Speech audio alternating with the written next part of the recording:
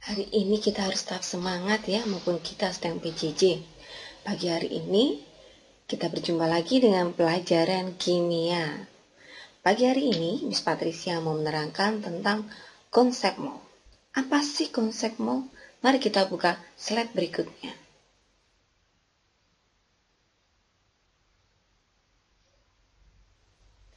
Di sini sudah terpapar jelas. Yang pertama adalah tentang pengertian mol dan Avogadro, di mana mol didefinisikan adalah satuan jumlah zat. Ini bukan mall tempat perbelanjaan, tetapi ini mall di mana ada satuannya adalah jumlah zat. Di mana mol, tiap satu mol itu mengandung sejumlah 6,02 kali 10 pangkat 23 partikel. Dan 6,02 kali 10 pangkat 23 ini disebut juga dengan ketetapan Avogadro. Apa itu Avogadro?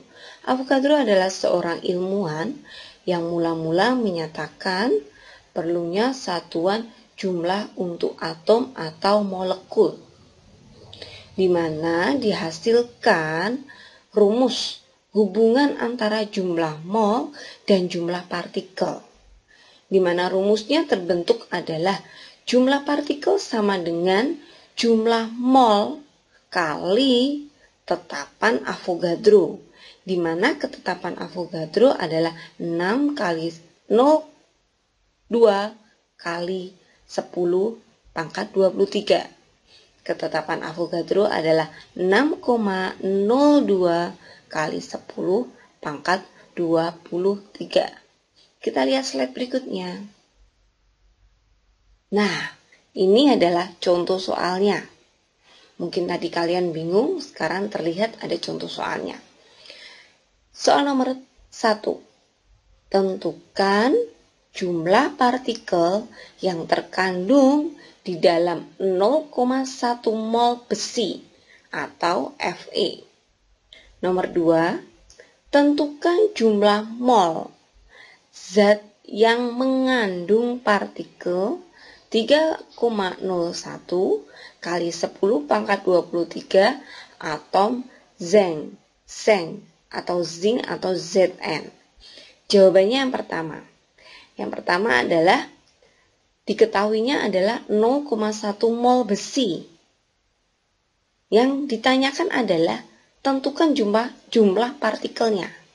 Nah, di sini kalau kalian melihat jawabannya, jumlah partikel besi sama dengan 0,1 dikalikan ketetapan Avogadro tadi berapa? 6 kali 6,02 kali 10 pangkat 23. Berapa hasilnya? 6,02 kali 10 pangkat 22. Mudah kan? Nomor 2. Tentukan jumlah atom yang mengandung partikel 3,01 kali 10 pangkat 23. Di mana yang ditanyakan adalah tentukan jumlah mol. Berarti tadi sudah ada ketetapannya kalau jumlah partikel adalah rumusnya mol dikalikan ketetapan Avogadro. Nah, di sini berarti kalau ditanyakan jumlah mol berarti dibagi. Yang diketahui adalah 3,01 kali 10 pangkat 23 dibagi ketetapan Avogadro berapa? 6,02 kali 10 pangkat 23. Hasilnya berapa? 0,5 mol atau setengah mol. Mudah kan? Mari kita lanjutkan dengan materi berikutnya. Yang slide berikutnya B, tentang massa atom relatif atau disingkat dengan AR. Massa atom relatif atau massa satu atom sesungguhnya tidak mungkin ditentukan karena ukurannya. Karena apa? Karena sangatlah kecil. Karena itu para ahli kimia membandingkan massa satu atom adalah suatu unsur terhadap massa satu atom unsur yang lain. Nah, di sini ada rumusnya lagi, di mana hasil perbandingan dinamakan massa atom relatif atau disebut dengan AR. Rumusnya adalah AR atau unsur X sama dengan massa rata-rata satu atom unsur X per 1 SMA. SMA ini singkatannya adalah satuan massa atom.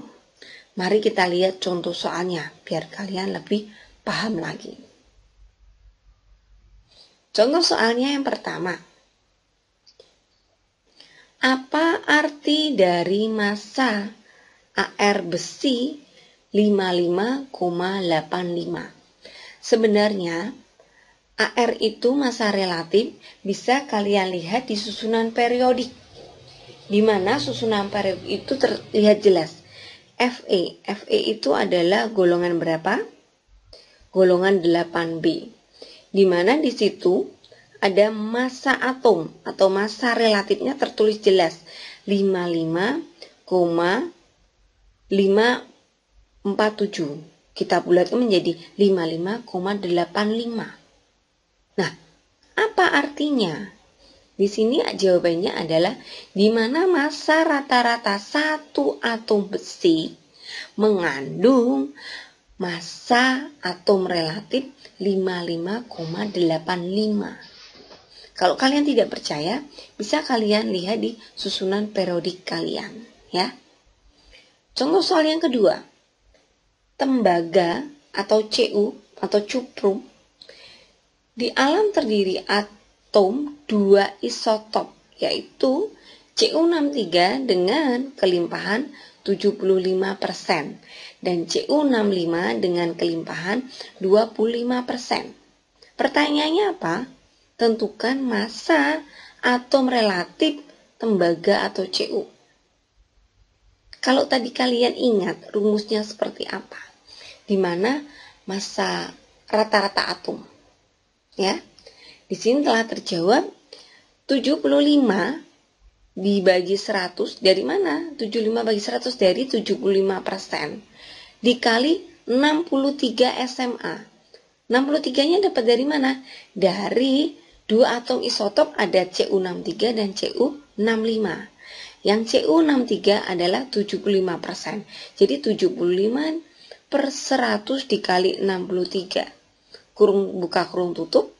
Ditambah 25 per 100 dikali 65. Kurung buka kurung tutup. Dan hasilnya adalah 63,5 SMA. Jadi, massa atom relatif Cu adalah 63,5 SMA. Bisa kalian lihat di susunan periodik. Cu atau tembaga itu adalah golongan 1B. Di mana massa atom relatifnya adalah 63,3.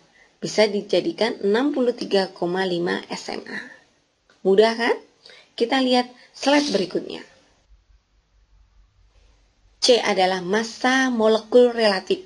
Beda dengan massa atom relatif ya. Kalau massa atom relatif itu di susunan periodik sudah ada. Dia adalah massa tiap atom atau tiap molekul. Nah, kalau massa molekul relatif itu apa? Sudah terpapar jelas, definisinya adalah jumlah AR atau jumlah atom relatif dari semua atom penyusun suatu molekul. Jadi, di sini adalah gabungan dari atom relatif. Soalnya terlihat jelas, mudah sekali. Contoh soalnya adalah hitunglah massa molekul relatif atau singkatan dari Mr dari HNO3 atau asam nitrit. Di mana sudah diketahui AR H sama dengan 1. Kita bisa lihat di susunan periodik H sama dengan 1. N sama dengan 14. Mana N? N adalah di golongan 5A. O sama dengan 16, di mana O golongan 6A. Bisa kalian lihat, apakah betul massa atom relatifnya 16? Nah, di sini pertanyaannya adalah tentang hitunglah massa molekul relatif MR.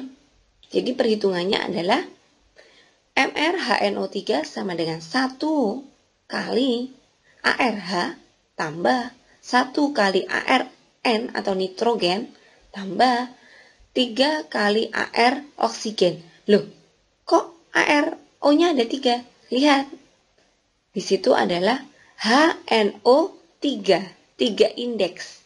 Jadi, O-nya dikalikan 3. Diturunkan 1 dikali HAR-nya.